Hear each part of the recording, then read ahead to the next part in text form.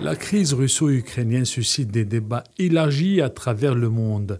L'approvisionnement en armes au profit de Kiev est devenu un sujet clivant chez même les Occidentaux.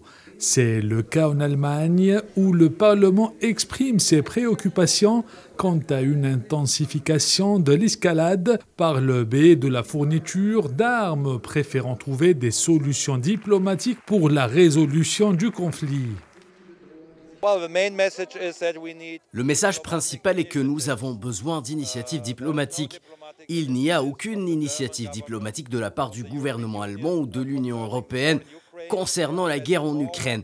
Ils envoient davantage d'armes, il y a davantage de sanctions économiques contre la Russie et je suis totalement en désaccord avec cette politique. L'implication des États-Unis et l'OTAN dans le soutien à l'Ukraine soulève des questions majeures au sein de la société allemande. Nous devrions avoir un nouveau système de sécurité pan-européen, incluant la Russie, qui vise le désarmement.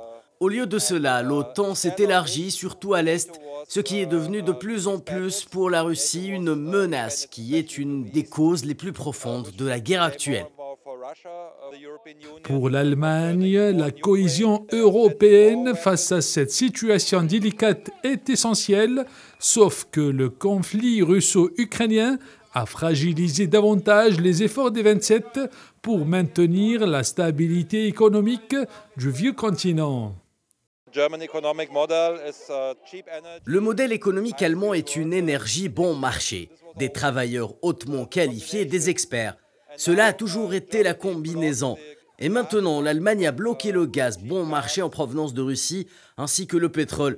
Maintenant, elle doit l'acheter très cher sur le marché mondial, par exemple aux États-Unis, le GNL, qui est principalement du gaz de fracturation hydraulique. Cela affecte très lourdement l'économie allemande. L'approvisionnement en armes au profit de l'Ukraine peut entraîner des conséquences incontrôlables en Europe. Selon le gouvernement fédéral allemand, 14 900 mines anti-chars, 500 missiles anti-aériens et plus de 50 véhicules blindés de transport de troupes ont été livrés à l'Ukraine en 2022.